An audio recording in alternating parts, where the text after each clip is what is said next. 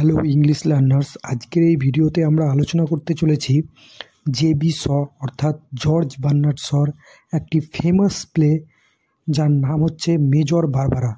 So এই প্লেটি JB শ সেই সময়ের ক্যাপিটালিজম এবং মোরালিটি ও ইমোরালিটিকে দেখানোর জন্য লিখেছিলেন। এটি একটি অসাধারণ প্লে যেখানে ক্যাপিটালিজম এবং মোরালিটি ও ইমোরালিটিকে সামনে রেখে খুব সুন্দরভাবে গুছিয়ে জেবি শ এই প্লেটি প্রতিস্থাপন করেছেন।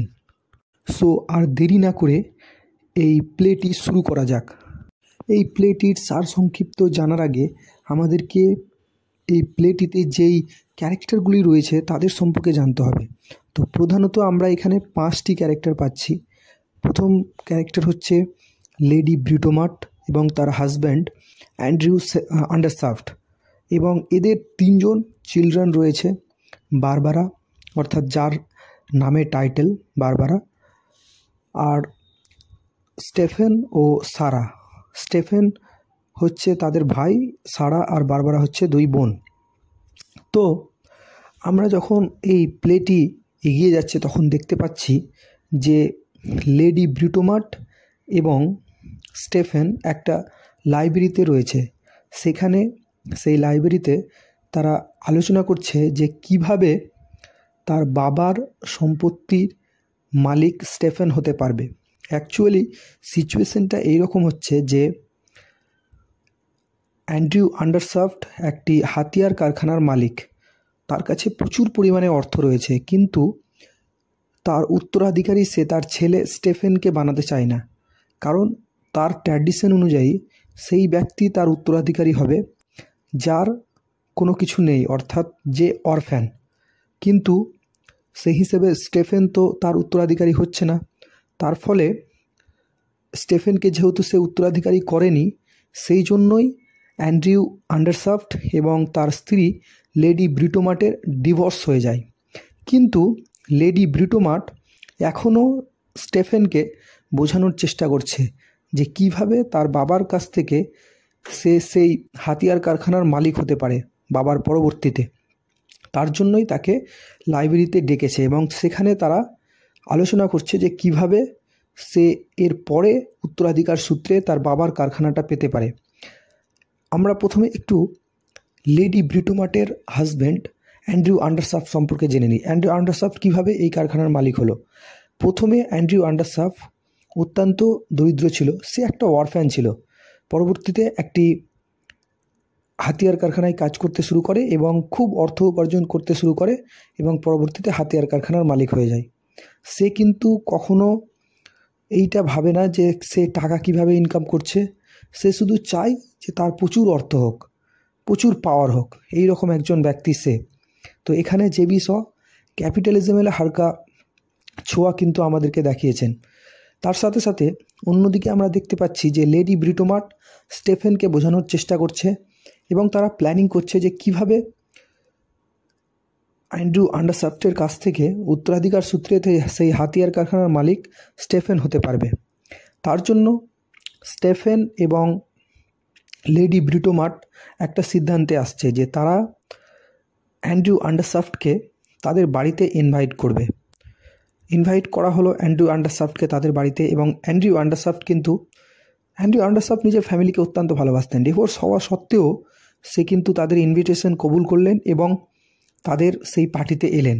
সেই পার্টিতে আসার পরে তার যে 2 মেয়ে অর্থাৎ সারা এবং বারবারা, এই বারবারা কিন্তু অ্যান্ড্রিউ আন্ডারসাফট অর্থাৎ তার বাবাকে দেখে অত্যন্ত ক্ষুব্ধ হলো।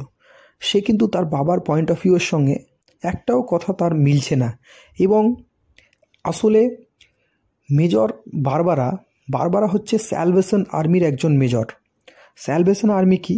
স্যালভেশন আর্মি হচ্ছে ক্রিশ্চিয়ানিটিতে এমন একটা আর্মি যারা ক্রিশ্চিয়ান পিপলদেরকে, যারা খুব অসহায় অবস্থায় থাকে, খেতে পায় না অথবা রাস্তায় পড়ে আছে বা যুদ্ধের কারণে তারা খুব খারাপ সিচুয়েশনে আছে, তাদেরকে উদ্ধার করে। এই স্যালভেশন আর্মিতে কাজ করে কে?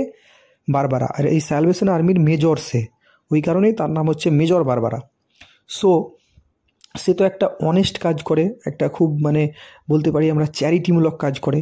কিন্তু অন্যদিকে তার পিতা অ্যান্ড্রিউ আন্ডারসাফট একটি খুব খারাপ কাজ করে, ডিসঅনেস্ট কাজ করে এবং সেখান থেকে প্রচুর অর্থ উপার্জন করে।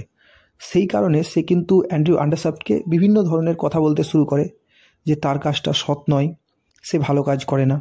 তার জন্য সে কী করে, সে কিন্তু অ্যান্ড্রিউ আন্ডারসাফটকে ইনভাইট করে তার স্যালভেশন আর্মির কোয়ার্টারে আসার জন্য এবং স্যালভেশন আর্মিদের সিচুয়েশনকে দেখে যাওয়ার জন্য।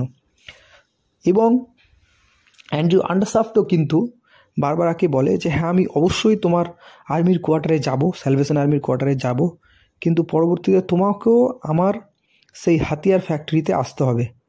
এবং তাদের এগ্রি হয়ে যায়, উভয়ে একে অপরের কাজ দেখার জন্য কিন্তু এগ্রি হয়ে যায়।